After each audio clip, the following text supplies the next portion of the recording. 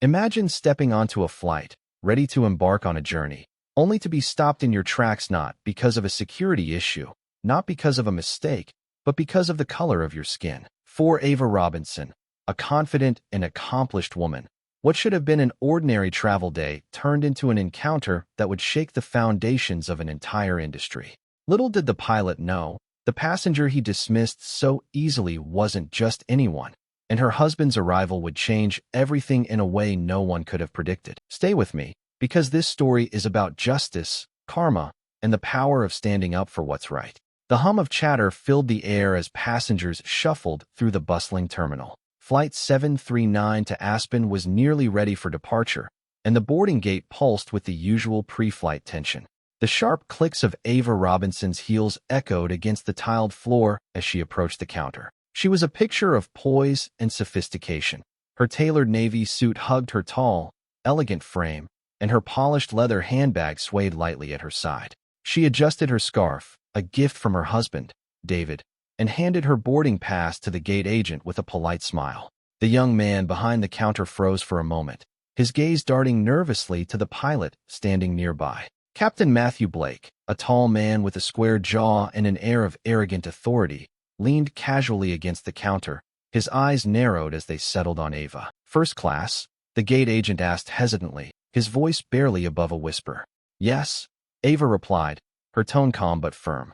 She had experienced this hesitation before, a fleeting pause, a questioning glance that revealed more than it concealed. Still, she remained composed. Years of practice had taught her that dignity was her sharpest weapon.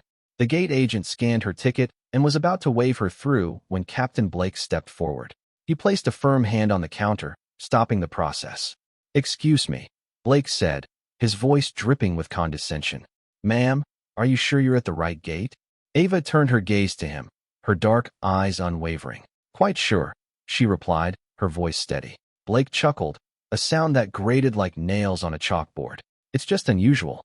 We don't often see first-class passengers." His sentence trailed off, but the implication hung heavily in the air. Ava's lips tightened into a thin line. She had heard this before. "Is there an issue with my ticket?" she asked, her tone cool and direct. The gate agent shifted uncomfortably, but Blake remained unyielding. "I'd just like to verify a few things before we allow you to board," he said, his eyes glinting with something darker than mere curiosity. Ava tilted her head slightly, her expression unchanging. "You're the pilot, not security," she pointed out. "Our ticket checks part of your duties now." Blake smirked, clearly enjoying the small crowd that had begun to form around them. "Let's just say I like to ensure everything runs smoothly on my flights. Protocol, you know." The murmurs among the other passengers grew louder. Some exchanged uneasy glances, while others simply averted their eyes, unwilling to get involved. Ava could feel their stares, the weight of their silence pressing down on her. Still, she refused to shrink under it. "If there's a problem," she said, her voice cutting through the noise, "I'd like to know what it is. Otherwise, I'd appreciate it if you let me board." Blake's smirk faltered slightly, but he didn't back down. "Security concerns," he said vaguely. "We've had some incidents lately. You understand, I'm sure." Ava's jaw tightened, but she kept her expression neutral. She knew better than to let him see her anger. Instead, she reached into her bag and pulled out her phone. "I'll contact my husband," she said simply. Blake laughed, a sharp, mocking sound. "Oh, by all means," he said. "But I'm afraid no phone call is going to change the rules." Ava raised an eyebrow, but said nothing. She dialed the number and waited for the familiar voice on the other end. "David," she said, her voice steady but tinged with steel. "I need you at gate 14. Now."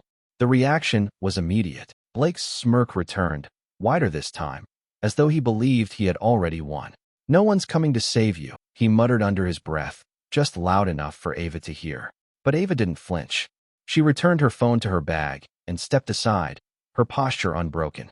"I'll wait," she said, her voice calm and composed. The tension at the gate was palpable as the minutes ticked by. Passengers whispered amongst themselves, their curiosity piqued by the unfolding drama. Ava remained still, her gaze fixed on the entrance to the terminal. When David Robinson arrived, the air seemed to shift. Tall and commanding in a sharp suit, he moved with purpose, his mere presence enough to part the small crowd that had gathered. His expression was unreadable, but his dark eyes burned with quiet intensity as they locked onto Captain Blake. And in that moment, everything began to change. The soft murmur of the crowd fell to a hush as David Robinson strode toward the gate. His gait was measured, his tailored suit immaculate, and his presence exuded authority.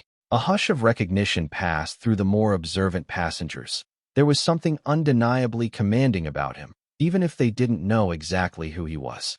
David's eyes found Ava instantly. She stood tall and poised, a beacon of calm amid the chaos. But he could see the tension in her shoulders, the subtle tightness in her jaw, and the way her fingers clasped her handbag a little too firmly. He felt a surge of anger rise within him, not at her, but at the man who had dared to challenge her dignity. Ava stepped forward as he approached. "David," she said, her voice steady but laced with a relief she wouldn't admit. She knew he would come. He always did. But his presence now felt like a fortress between her and the injustice she faced. David's gaze flicked to Captain Blake, who stood near the counter with an air of smugness. Blake didn't recognize him yet, but the subtle disdain in his posture made it clear he didn't see David as a threat. That assumption would soon cost him. David turned to the gate agent first, his voice calm but commanding. "I'd like an explanation as to why my wife is being prevented from boarding her flight." The young man stammered, his eyes darting nervously to Blake for guidance. The captain stepped forward, his confidence unchecked. "I'm ensuring the safety of my passengers," Blake said smoothly. "Your wife raised some concerns." David's brow furrowed, his tone sharpening. "Concerns? What concerns? She presented a valid ticket, didn't she?" Blake hesitated for a fraction of a second, but it was enough. "Well, yes," he admitted, "but I have the authority to make decisions regarding passenger safety." David's voice dropped, each word cutting like a blade. "And what exactly about my wife makes her a safety concern?" Blake's smugness wavered, but he quickly recovered, offering a patronizing smile. "I don't have to justify my decisions to you." David took a step closer, his presence towering. "You do now?" The crowd held their breath, the tension thick enough to cut. Blake, visibly irritated by the challenge, folded his arms. "And who exactly do you think you are to demand that?" David's gaze didn't waver.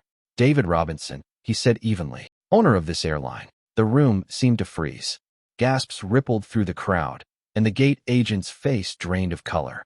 Blake's smirk vanished, replaced by a stunned silence. His mouth opened as if to speak, but no words came out. David didn't give him time to recover. "Your actions today have not only humiliated my wife, but have also jeopardized the integrity of this company.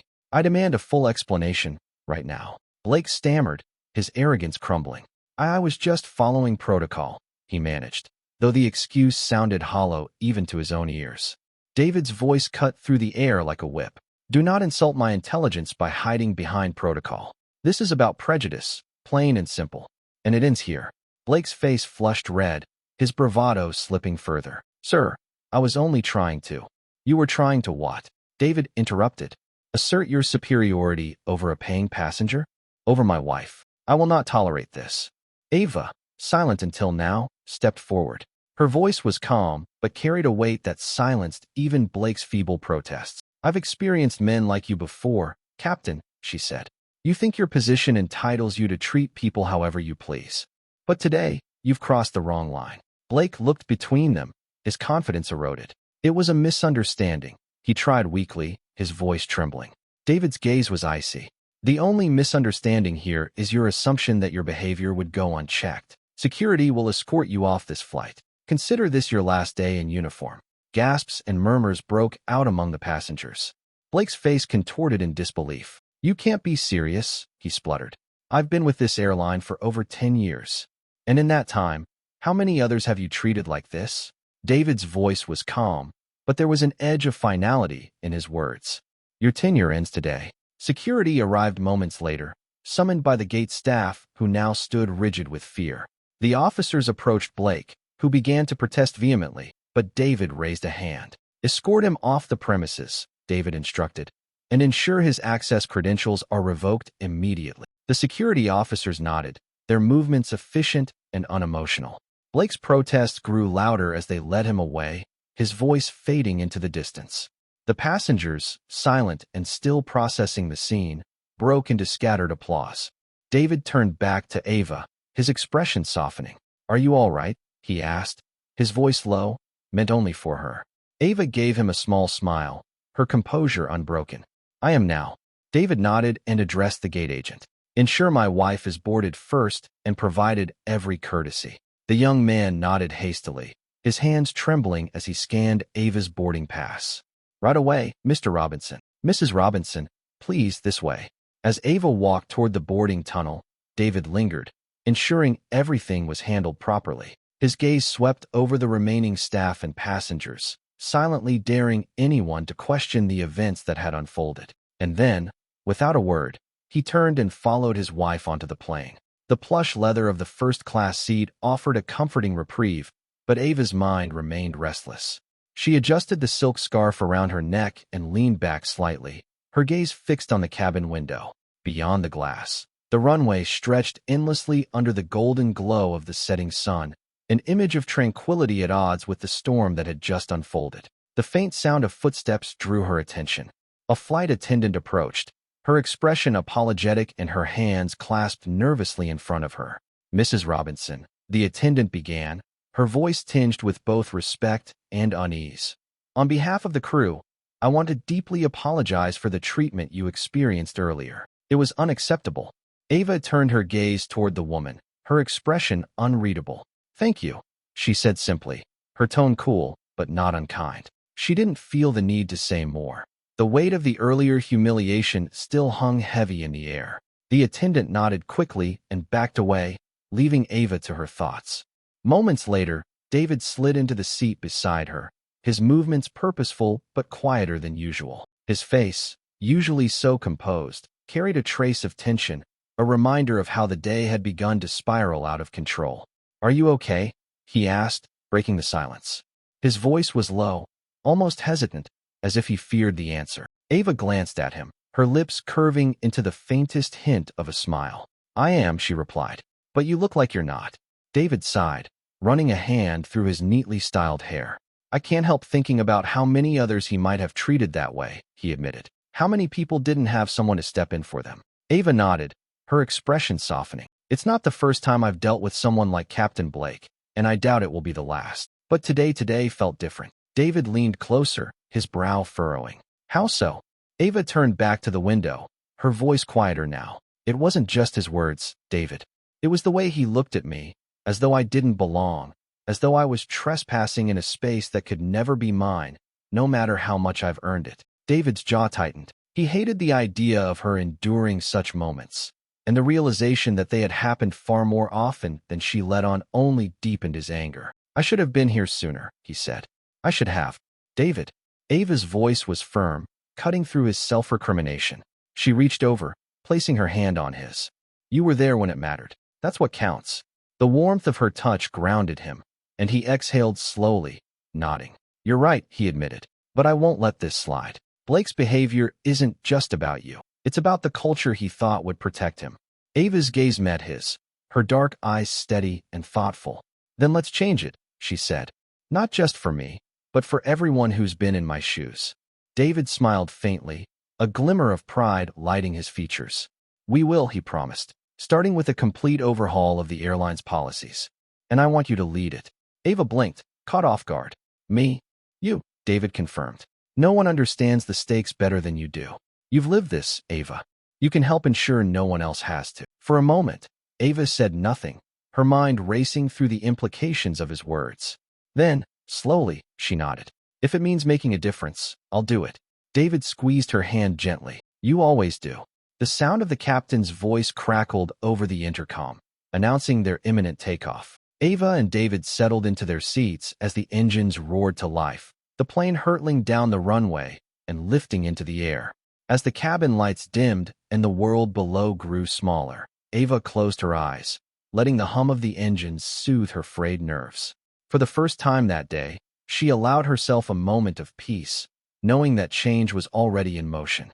But as the plane soared higher, a single thought lingered in her mind. Captain Blake might be gone, but the fight for equality was far from over, and she was ready to lead it. The morning after their flight, sunlight streamed through the tall windows of David and Ava Robinson's penthouse apartment. The city skyline glimmered in the distance, but neither of them was in a mood to enjoy the view. Ava sat at the kitchen island, her laptop open and a fresh cup of coffee in her hand. She was reviewing an email from David's legal team detailing the official termination of Captain Matthew Blake. The language was precise and damning, a zero-tolerance policy for discrimination and an immediate dismissal for violating company ethics. David entered the room, tying his cufflinks as he prepared for another day of meetings. He paused, noting the tension in Ava's posture. "Are you still thinking about yesterday?" he asked, pouring himself a cup of coffee. Ava glanced up, her expression thoughtful.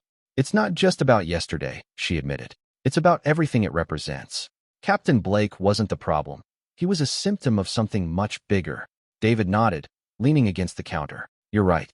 That's why we're going to address it. Not just for him, but for the culture that allowed him to thrive." Ava closed her laptop, turning to face him fully. "I've been thinking about what you said on the plane," she began. "About me leading the effort to change things." "And?" David prompted, his gaze steady. "I want to do it," Ava said, her voice resolute. "But not just as a figurehead. If I'm going to take this on, I want full control over the initiative." David smiled faintly, impressed by her determination. "Done," he said without hesitation. "Whatever resources you need, they're yours." Ava smiled back, though her mind was already racing with ideas. "It's not just about policies," she said. "We need to change mindsets. That means training, accountability, and a way for employees to report issues without fear of retaliation." David raised an eyebrow. "That sounds like a full-scale overhaul." "It is," Ava agreed, "and it's long overdue." Ava's first meeting with the airline's executive team was tense. The conference room, with its glass walls and minimalist decor, felt like a fishbowl as the team waited for her to speak. She stood at the head of the table, her presence commanding despite her calm demeanor. "Let me start by saying this. Yesterday's incident was not an isolated one," Ava began, her voice steady but firm. "It was a symptom of systemic issues that we've ignored for too long." Several executives shifted uncomfortably in their seats. Ava didn't flinch. "We can't build a brand that represents luxury and excellence if our values don't reflect those ideals," she continued. "From today forward, every employee at every level will undergo comprehensive diversity and inclusion training, and I will personally oversee the development and implementation of these programs." One of the executives, a middle-aged man with a skeptical expression, cleared his throat. "With all due respect, Mrs. Robinson, changing an entire culture is a monumental task. It could disrupt operations." Ava turned her gaze toward him, her eyes sharp. "With all due respect, Mr. Harris, tolerating discrimination has already disrupted operations. What happened yesterday wasn't just a PR nightmare. It was a betrayal of our customers' trust." David, seated at the opposite end of the table, watched the exchange silently, a small smile playing at the corners of his mouth. Ava didn't need his support. She commanded the room on her own. Another executive, a younger woman, leaned forward. "What about reporting? A lot of employees don't speak up because they're afraid of retaliation." "Good question," Ava said, her tone encouraging. "We'll implement an anonymous reporting system managed by a third party. That way, employees can report concerns without fear of backlash." Murmurs of agreement rippled through the room, and Ava pressed on. "This isn't just about avoiding lawsuits or bad press. It's about doing what's right. And if anyone here doesn't believe in that mission, you're free to leave." The room fell silent. No one moved. After the meeting, David found Ava in her new office, reviewing the notes she had taken. He leaned against the door frame, his expression a mix of admiration and curiosity. "You didn't hold back," he remarked. Ava looked up, a hint of a smile on her lips. "I didn't have to. If they're serious about change, they'll rise to the occasion." David stepped into the room, taking a seat across from her. "You're remarkable, you know that." Ava raised an eyebrow, her smile widening. "Flattery won't get you out of taking me to dinner tonight." David laughed, the tension of the day easing slightly. "It wasn't flattery, it was the truth. Watching you today, it reminded me of why I fell in love with you." Ava leaned back in her chair, her expression softening. "And what's that?" "You don't just see problems, you solve them," David said. "And you do it with grace and strength." Ava reached across the desk, taking his hand in hers. "And I wouldn't be able to do it without your support." David squeezed her hand gently. "You don't need me to do this, Ava, but I'll always be here to back you up." Ava nodded, her resolve strengthening. Together, they were ready to reshape not just the airline, but the industry itself. And this was only the beginning. A month into the implementation of Ava's Diversity and Inclusion Initiative, the airline's atmosphere was already beginning to shift. Policies had been rewritten, training sessions were underway, and the anonymous reporting system was live. Ava poured her energy into every detail, her dedication unmatched. Yet, she knew the true measure of progress would be tested in moments of crisis, not in controlled environments. It was a crisp morning when Ava received the call. She was in her office, reviewing the latest employee survey data, when her assistant knocked and entered without waiting for permission. The young woman's face was pale, her hands clutching a tablet. "Mrs. Robinson," she said hurriedly, "we have a situation." Ava set down her pen and gave the assistant her full attention. "What's happened?" "There's an incident at Gate 27, the assistant explained, handing Ava the tablet. The live feed from the security cameras showed a scene all too familiar. A black man in business attire being stopped at the gate by an irate gate agent. The agent's body language was defensive, and the passenger appeared calm, but visibly frustrated. Ava's chest tightened as she watched the interaction unfold. Memories of her own ordeal surged to the surface, but she pushed them aside. This wasn't about her. It was about ensuring no one else had to endure what she had. She stood abruptly, grabbing her blazer. "Contact David and let him know what's happening," she instructed, "and have security meet me there." By the time Ava arrived, a small crowd had gathered, murmuring among themselves.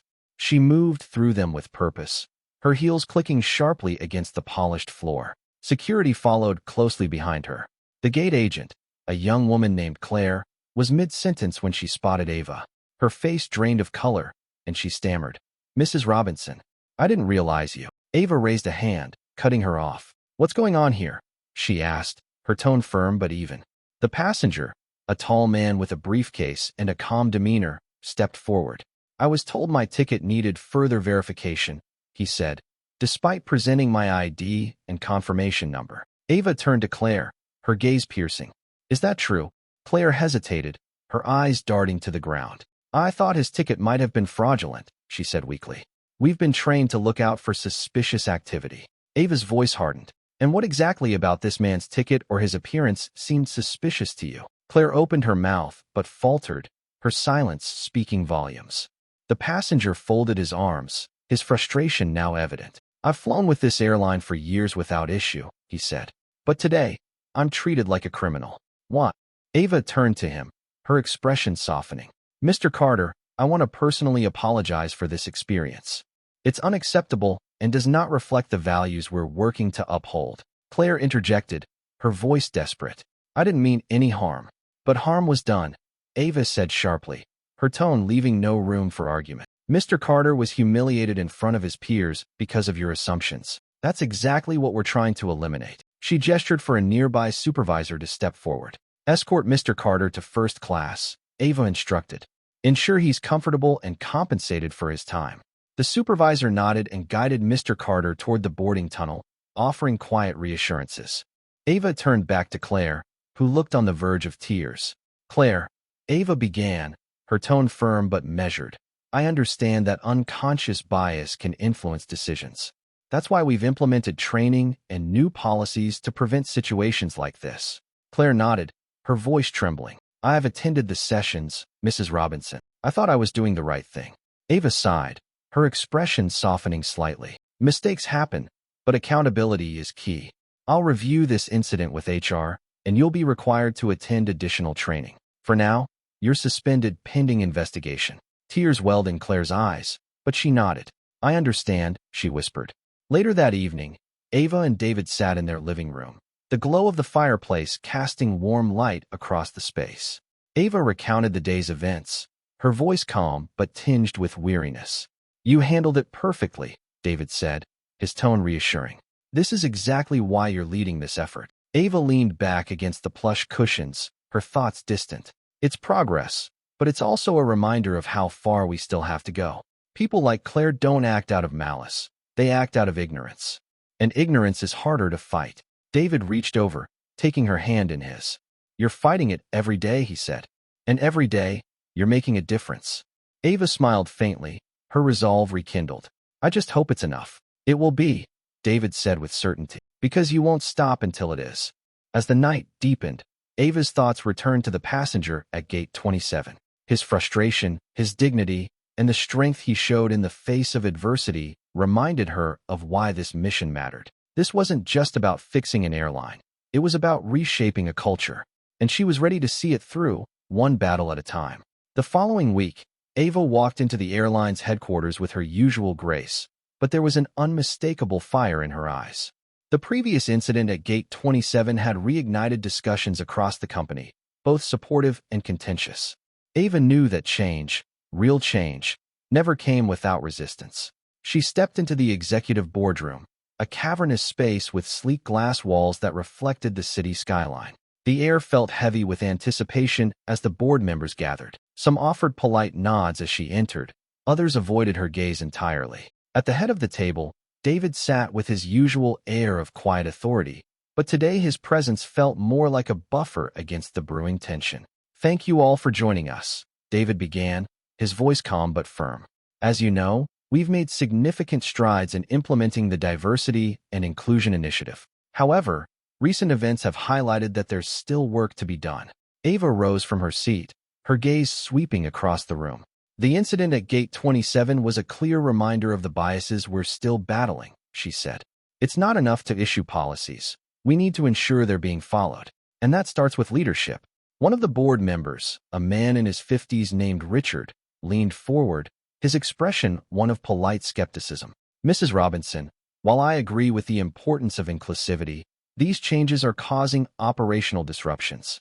Our employees are overwhelmed by the additional training sessions, and some feel that these measures are excessive." Ava met his gaze without flinching. "Excessive?" she repeated, her tone measured. "I would argue that allowing discrimination to go unchecked is what's truly excessive. If our employees feel overwhelmed, perhaps it's because we're addressing issues that have been ignored for too long." Another board member, a younger woman named Julia, spoke up. "I understand the need for these changes, but we're also hearing concerns from high-level staff about the anonymous reporting system. They feel it opens the door for false accusations." Ava nodded, acknowledging the point. "That's a valid concern," she said. "But we've implemented safeguards to ensure that every report is thoroughly investigated before any action is taken. The system isn't perfect, but it's a step toward accountability. And accountability is non-negotiable." Richard wasn't satisfied. "Mrs. Robinson, you're asking us to overhaul decades of established practices. That's not something that happens overnight." "No, it doesn't," Ava agreed, her tone sharpening. "But complacency isn't an option. Every day we delay is another day someone experiences what I did, or worse." Richard opened his mouth to retort, but David intervened, his voice cutting through the tension. "Ava is right," he said. "This isn't about maintaining comfort. It's about building a better company and a better culture." Ava glanced at him, grateful for his support. Then she turned back to the room. "I know this is uncomfortable for some of you," she continued. "Change always is. But ask yourselves this. Do we want to be an airline that reacts to discrimination after it happens, or do we want to be leaders in preventing it?" The room fell silent, her words hanging in the air as the tension settled. Julia spoke up again, this time with more conviction. "I think Mrs. Robinson makes an excellent point," she said. "We can't afford to stay stagnant. If we want to attract top talent and maintain customer loyalty, we need to show that we're serious about these changes." Richard frowned, but said nothing. Ava took a mental note of Julia's support. It was a small victory in a room where opposition had felt inevitable. After the meeting, Ava retreated to her office, where David joined her a few minutes later. He closed the door behind him, leaning against the frame with a small smile. "You handled that well," he said. Even Richard didn't know how to respond. Ava sighed, sinking into her chair. "It's exhausting," she admitted. "Convincing people that equality isn't just a nice idea, but a necessity." David walked over, placing a hand on her shoulder. "You're not just convincing them, you're changing minds. That's harder, but it's also more impactful." Ava looked up at him, her resolve softening into something more vulnerable. "What if it's not enough?" she asked quietly. "What if the resistance is too strong?" David crouched down to meet her gaze. "You've already made more progress in a few months than most people do in years," he said. "The resistance is proof that you're pushing the right buttons." Ava nodded slowly, her determination rekindling. "Then I'll keep pushing," she said, "no matter how long it takes." David smiled, his faith in her unshakable. "I never doubted you would." As the evening approached, Ava's phone buzzed with an unknown number. She hesitated for a moment before answering. "Mrs. Robinson?" a deep, unfamiliar voice asked. "This is she," Ava replied, her tone cautious. "My name is Anthony Carter," the man continued. "You may not remember me, but I was the passenger at gate 27 last week." Ava's posture straightened. "Of course, I remember, Mr. Carter. How can I help you?" "I just wanted to thank you," he said. "Not just for how you handled the situation, but for everything you're doing. I've flown with a lot of airlines, but I've never seen someone take these issues as seriously as you have." Ava felt a lump form in her throat. "Thank you, Mr. Carter," she said sincerely. "That means more than you know." "You're making a difference," Carter continued. "And if there's ever anything I can do to support your efforts, don't hesitate to ask." Ava smiled, a spark of hope igniting within her. "I'll hold you to that," she said. As the call ended, Ava sat back. The weight of the day momentarily lifted. The fight was far from over, but moments like this reminded her why it was worth it. She wasn't just changing policies, she was changing lives.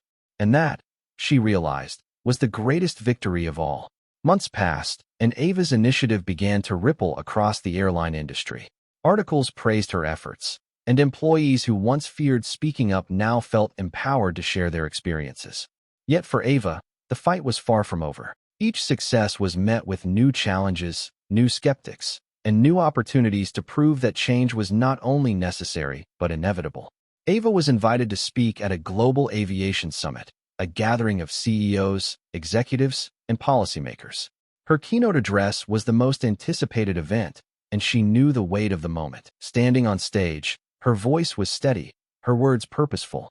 "Diversity isn't just a corporate buzzword," she began. "It's the foundation of innovation, growth, and trust. For too long, systemic bias has been an invisible barrier in our industry, stifling progress and alienating customers. It's time to tear that barrier down."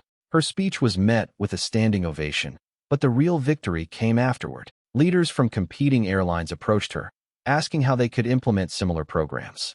Ava shared her knowledge willingly, knowing the mission was bigger than one company. Shortly after the summit, Ava received a call from the Secretary of Transportation.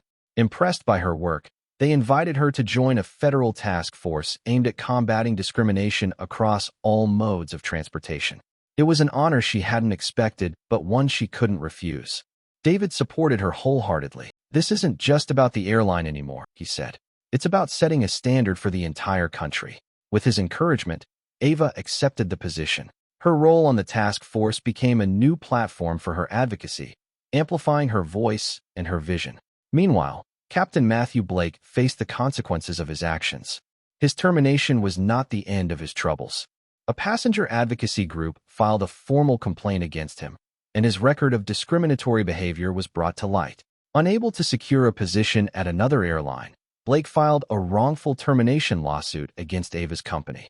The legal battle drew public attention, and many rallied behind Ava. The trial became a symbol of the larger struggle for accountability in corporate spaces. During the trial, Ava testified, her words both sharp and resolute. "This is not about one man losing his job," she said. "It's about ensuring that everyone, regardless of race, gender, or background, can travel without fear of prejudice or humiliation." The court ruled in favor of the airline, and Blake's case was dismissed. The victory was a vindication for Ava and a warning to others who sought to hide behind outdated practices. Ava's work brought her closer to David in unexpected ways. Their shared mission became a cornerstone of their marriage, deepening their partnership. At home, they often talked late into the night, brainstorming ideas and reflecting on the journey they'd taken together. One evening, as they celebrated the first anniversary of Ava's initiative, David raised a toast. "To my wife," he said, his voice filled with pride, "for proving that change is not only possible, it's inevitable." Ava smiled, the weight of the past year lifting slightly. "And to you," she replied, "for standing by me every step of the way." Years later, Ava's work was recognized as a turning point in the airline industry. Policies she had implemented became standard practice, and her leadership inspired a generation of women and minorities to pursue careers in aviation. As she watched a new class of employees graduate from the company's training program, now named the Robinson Initiative, Ava felt a deep sense of fulfillment. The journey had been long and arduous, but every challenge had been worth it. standing beside David. She reflected on the moment that had sparked it all, a humiliating encounter at a boarding gate. What had been meant to break her had become the catalyst for change, not just for her, but for countless others. And as the applause filled the room, Ava knew that the fight for equality was far from over. But she also knew that the seed she had planted would continue to grow, carrying her vision into the future. This wasn't just her victory. It was a legacy, a promise, a movement.